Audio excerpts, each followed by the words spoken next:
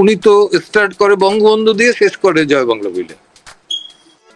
ওনার মাথা দিয়ে তো আমরা বাইর করতে পারি না বঙ্গবন্ধুকে। বিএনপিতে গেছে ফজলুর রহমান, ওই কিন্তু তার ভেতর থেকে কি মুক্তিযুদ্ধের চেতনা এতটুকু কমানো গেছে? না। আসলে দেশপ্রেম এমন একটা জিনিস যে এটার জন্য আত্মাহুতি দিতেও বোধহয় মানুষ দ্বিধা করে নাই বইলেই কিন্তু ৩০ লক্ষ মানুষ আত্মাহুতি দিছে। এবং এটা আজকের দিনে চিন্তা করা অবর্ণনীয়, অবর্ণনীয়। তো একটাই লক্ষ্য ছিল, দেশটা স্বাধীন হবে, মুক্ত হবে, এবং আমরা মুক্ত করতে হলে পরে আমাদের বাঁচতে হবে লড়াই করে, এমনি এমনি বাঁচা যাবে না। ফলে আমাদের আত্মশুদ্ধি দরকার, আত্মসমালোচনা দরকার। কারণ এই ঘটনার জন্য শুধু ইউনুসকে দোষ দিলে হবে না। এই মেটিকুলাস যারা করছে, সমন্বয়ক বা যাই বলি, এদের দোষ দিলে হবে না, আমাদের কিন্তু দোষ আছে। আমাদের মধ্যে যারা লুকিয়ে ছিল, নেতৃত্বেও ছিল, সেটা আমরা বুঝতে পারিনি। এটা আমার অবহেলা না, নেতৃত্বের দুর্বলতা না। আমি ৭১-এর সাথে এটা করি, ৭১-এর এত বড় দুর্বিষহ অবস্থা, কিন্তু কোন নেতা কিন্তু পালায় নাই।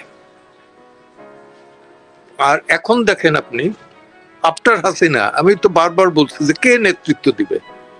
৭১-এ বঙ্গবন্ধু পরে তাজউদ্দিন সাহেব, কামরুদ্দিন সাহেব, তারপরে মনসুর আলী, সৈয়দ নজরুল ইসলাম, এরা ছিলেন একটা ব্যাচ। তারপরে আবার ছাত্রলীগের একটা ব্যাচ ছিল, শেখ ফজলুল হক মনি, সিরাজুল আলম খান, আব্দুর রাজ্জাক, তোফায়েল আহমদ, কাজী আরিফ, এরা। এই যে ব্যাচ বাই ব্যাচ লিডারশিপ আজকে নাই। এবং এই আমাদেরও কতগুলো আছে, সেটা হলো যে, ফর এক্সাম্পল, এটা তো সত্যি যে 18 সালের যে নির্বাচন, সেইখানে লাস্ট ক্যাবিনেটটাই যদি দেখি, তো সেখানে কয়জন ছিলেন এই প্রবীণ রাজনীতিবিদ বা আদৌ রাজনীতিবিদ, যারা রাজনীতি মিন করেন, ধারক বাহক কয়জন ছিলেন? নাই। আওয়ামী লীগের নেতৃত্ব কেন দেশের ভেতর থাকবে না? ছাত্রলীগের নেতা কর্মীরা পালাবে, এইটা আমার কাছে অকল্পনীয় লাগে, অকল্পনীয়। এবং এই যারা এখন মিছিল টিছিল করে, এরা কিন্তু ওয়ার্ড পর্যায়ে, থানা পর্যায়েও না। এমন একটা অবস্থা কেন? আসলে হলো কি যে বৃত্ত, অবৈধ বৃত্ত এদেরকে নষ্ট করে দিছে। যেমন একটা শিবিরের একটা ছেলে, সে ঢাকা ইউনিভার্সিটির ইউনিটের প্রেসিডেন্ট হয়েছে 12 লক্ষ না 15 লক্ষ টাকার বিনিময়ে। এটা তো আমি নিজেও ছাত্রলীগ করা, পাকিস্তান আমলের, আমি পশ্চিম পাকিস্তান ছাত্রলীগের প্রতিষ্ঠাতা সাধারণ সম্পাদক। তো সেইখানে আবার ইস্ট পাকিস্তান স্টুডেন্ট লীগের সেন্ট্রাল কমিটি মেম্বার আমি। এইটা যে কখনো পয়সা দিয়ে কোনো পদ কেনা যায়, এ আমার মাথায় ঢোকে নাই। এইবারই টের পেলাম, এবং এদের হাঁটা চলো এটা আমি বুঝতে পারছি। যে কারণ এই বার কাউন্সিলের ইলেকশনের সময় দেখলাম যে, ইলেকশনের সময় না, বার কাউন্সিল যখন আমি ছিলাম, 12 বছর ধরে ছিলাম, তো ইন্টারভিউর সময় দেখতাম যে কার্ড দিত, কি ভিজিটিং কার্ড বা বিজনেস কার্ড, ছাত্রলীগ কি, আমি অমুক ছাত্রলীগের অমুক ইউনিটের দপ্তর সম্পাদক। আমরা তো ছাত্রলীগ যখন করছি, পকেটের পয়সা 5 টাকা 10 টাকাই করে কার্ড ছাপাইয়া ছাত্রলীগ করার মতো অবস্থা বা ছাত্র সংগঠন করার মতো অবস্থা ছিল না। তো অনেককে ডেকে ডেকে বলছি আমি যে, তুমি যে ভাইবা দিতে আসছো, তুমি তো কোয়ালিফাই করবা না। কেন? আমি দেখো এইটাকে রাখছো কার জন্য? কোন ছাত্রের জন্য না? বিভিন্ন অফিসে যাই। তুমি কেন অফিসে যাবা? এই যে তদবিরি ব্যবসা, এগুলো পাই বসছিল সত্যিকার অর্থে। বিভিন্ন জায়গায় লিজ, টোল, কন্ট্রাক্টারি, তারপর চাঁদাবাজি, এ তো করছি আমরা। এবং শেষ সময় যে ছাত্রদের উপরে গুলি করা, এটা তো আমাদের সন্তান যারা মারা গেছে, পুলিশ যারা মারা গেল, আমরা তো পুলিশকে অহরহ গালি বকা দেই, এটার জন্য তো উই আর রেসপন্সিবল অলসো। এই জায়গাটা চিন্তা করতে হবে কিন্তু, যে কেন আমাদের হাত থেকে ক্ষমতা চলে গেল। বড় জোর আমরা ফ্রি ফেয়ার ইলেকশনের উপরে আওয়ামী লীগ বিরোধী দলে থাকতো, তার নিচে নামতে পারতো না। আমি এমনিও বিএনপি বা এদের কাছে বলছি যে তোমরা যদি ফ্রি ফেয়ার ইলেকশন হইতো, যেমন 18 সালের ইলেকশনে কামাল স্যারের নিয়ে করছে, তো বিএনপির লোকজনই বলতো ওনাকে নিয়ে যে শুরু করছি, উনি তো স্টার্ট করে বঙ্গবন্ধু দিয়ে শেষ করে জয় বাংলা বলে। ওনার মাথা দিয়ে তো আমরা বাইর করতে পারি না বঙ্গবন্ধুকে। তো বেসিক্যালি তাই কাদের সিদ্দিকের যতই গালি দেয়, কাদের সিদ্দিক কিন্তু যত তার দোষ ত্রুটি থাক, সে কিন্তু ওই বঙ্গবন্ধু এবং মুক্তিযুদ্ধ এর বাইরে যাওয়ার কোনো সুযোগই নাই। বিএনপিতে গেছে ফজলুর রহমান, ওই কিন্তু তার ভেতর থেকে কি মুক্তিযুদ্ধের চেতনা এতটুকু কমানো গেছে? না। সব সময় বলে যে তোমরা হাজার চেষ্টা করলেও ওই বঙ্গবন্ধু তো দূরের কথা, সিরাজুল আলম খান, শেখ ফজলুল হক মনি, তোফায়েল আহমদ, এটা হইতে পারবা না, অনেক দূরের বিষয়।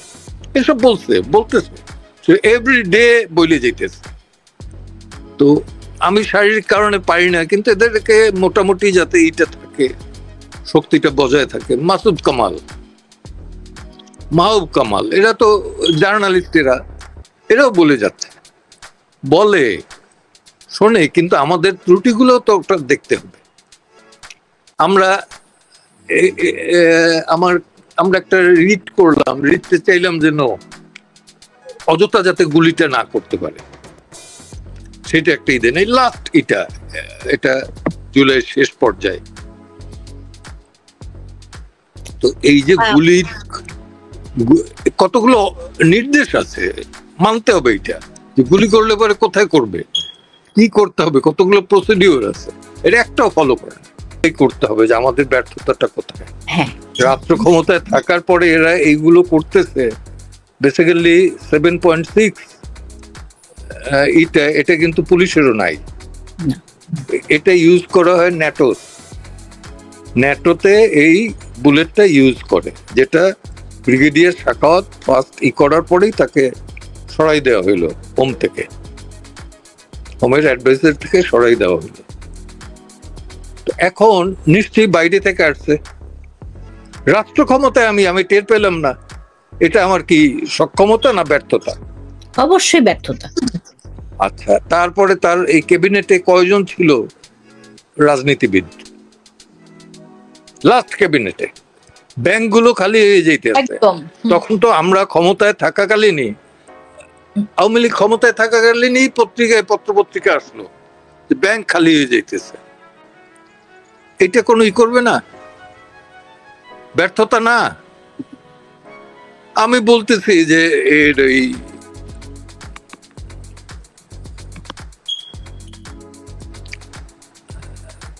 ওই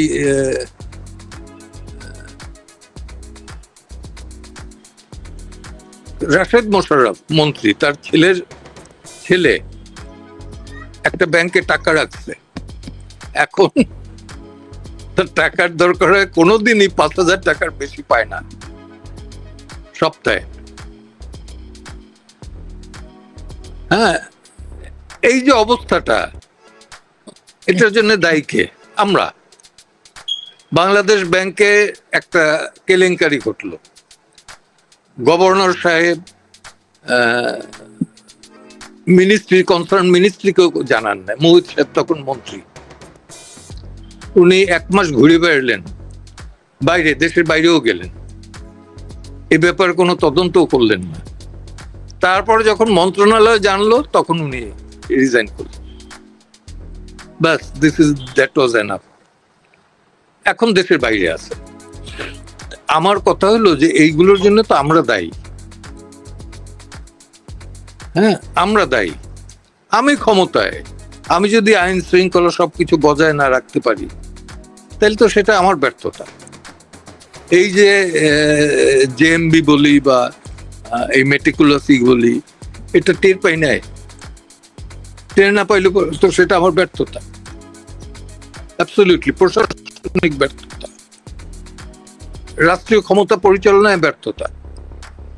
এবং আওয়ামী লীগের এইরকম ভ্যাকুয়াম, আমি বলি যে আমি যদি এখন রাস্তায় নামি বা হই, আওয়ামী লীগের পক্ষে মামলা করার মতো দ্বিতীয় ব্যক্তি নাই। এই অবস্থাটা তো ওই বঙ্গবন্ধু যখন আগরতলা মামলায় ছিলেন তখনও এই অবস্থা দাঁড়ায় নাই।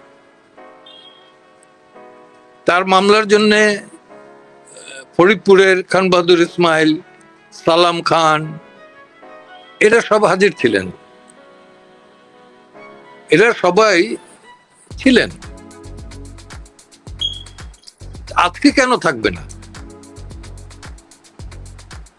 তো এই যে অবস্থাটা, এইটার জন্য আমি বলতেছি এই কারণে যে ভবিষ্যতে হ্যাঁ আওয়ামী লীগ আসবে, কিন্তু এই শিক্ষাটা যাতে নেয়, এই ভুলগুলো যাতে না করে। হ্যাঁ, তাই না? প্রত্যেক নেতার বাড়িতে যদি এটা যদি ধরি যে মিথ্যা, তারপর তো আমরা জানি যে আসলে তা না, যদি 100% মিথ্যা না, রাতারাতি একটা মানুষ কতটুকু হইতে পারে। যেমন আজকে সমন্বয়কদের বেলা কথা উঠছে, ঠিক আমাদের বেলাও তো কথা উঠছে, ছিল অসংখ্য কথা ছিল। তো সেই কথাগুলো আমি বলছি এই থেকে শিক্ষা নেওয়া দরকার যে কোন পথে আমি থাকব। আর জনগণ কিন্তু ভুল করে না, জনগণ স্টিল কিন্তু বঙ্গবন্ধুর প্রতি বা আওয়ামী লীগের প্রতি আনুগত্যতা, জনগণের ভালোবাসা এটা আছে, একদম স্টিল আছে, এটা সত্যি। কিন্তু এদের যে নেতৃত্ব, সেটার প্রতি কিন্তু তারা সন্তুষ্ট না। আমি একদম ক্লিয়ারলি বলতেছি যে এই সন্তুষ্টতা আনতে হইলে পরে এইটা ব্যবসায়ীদের দেওয়া হবে না, এইটা কোনো ধনী ব্যক্তির দিয়ে হবে না। এবং যদি করতে তাহলে ইস্পাহানিরা বসাক এখানে, তাই না? তো রবি ঠাকুর, আমি ওইটা ইনুস সাহেবের বেলা বলছি যে রবি ঠাকুরের দিয়ে গীতাঞ্জলি কেন আরো একটা লেখানো যেতে পারে, কিন্তু রাষ্ট্র পরিচালনা এটা হবে না, ইনুস সাহেবের দিয়েও হবে না, এটা সত্যি। তো সেই ক্ষেত্রে দরকার গান্ধীজির, জওহরলাল নেহরুর, যেরকম দরকার হচ্ছে মাওলানা আবুল কালাম আজাদ, আমাদের দেশেও বঙ্গবন্ধু, তাজউদ্দিন, কামরুজ্জামান সাহেব, এদের দরকার ছিল। এইটা ভ্যাকুয়ামটা কিন্তু আমি বলবো শেখ হাসিনার এই লাস্ট ক্যাবিনেটের বেলায় ভ্যাকুয়ামটা ছিল। সেই ইসে তোফায়েল আহমদ নাই, আমির হোসেন আমু নাই, শেখ সেলিম নাই, ম্যাচিওর যারা লিডার, যারা তার অ্যাবসেন্সে নেতৃত্বটা দিতে পারতেন। আমি তো ট্রাইব্যুনালে গেছি, আমি জিজ্ঞেস করছি যে কে, আমি তো কোনো দল করি না, কিন্তু আপনাদের সবার ট্রাইব্যুনালের এই নতুন যে ট্রাইব্যুনাল করছে, তা আমার কোর্ট জিজ্ঞেস করছে আপনার ক্লায়েন্টকে, আমি বললাম যে 16 জনই ছিল, 16 জনকে আমি পারমিশন চাওয়ার পরে তাদের সাথে দেখা করলাম, আলাদাভাবে বসারও পারমিশন দিল। ওই সময় বললাম যে কে বলেন আমাকে, চুপ করেছিলেন, আমাদের করার কোনো ক্ষমতা ছিল না। বললাম যে এইটা তো হইতে পারে না, এটা একটা রাজনৈতিক দলের কিন্তু first leader, second leader, even সেনাবাহিনীর ভেতরও আছে চেইন অফ কমান্ড। এটা তো আমরা সেই পাকিস্তান আমল থেকে চলে আসছি, যে ছাত্রলীগের ভেতরে একটা চেইন অফ কমান্ড ছিল। সেন্ট্রালি বললে পরে যেমন 6 পয়েন্টের পক্ষেও ছাত্রলীগে ছিল, 6 পয়েন্টের এগেনস্টেও ছিল। 6 পয়েন্টের এগেনস্টে যে মারামারি করে তাদেরকে তারাই দেওয়া হয় নাই, থ্রু প্রসেস, পলিটিক্যাল প্রসেসের ভেতর থেকে তারা সরিয়ে গেছে। ফর এক্সাম্পল, ছাত্রলীগের এককালীন প্রেসিডেন্ট ফেরদৌস আহমেদ কুরেশি অত্যন্ত মেধাবী, তিনি সভাপতি হয়েছিলেন, কিন্তু 6 পয়েন্টের বাইরে নিতে পারেন না ছাত্রলীগকে। তো সেই যে প্রসেসটা এইটা ছিল না, নাই।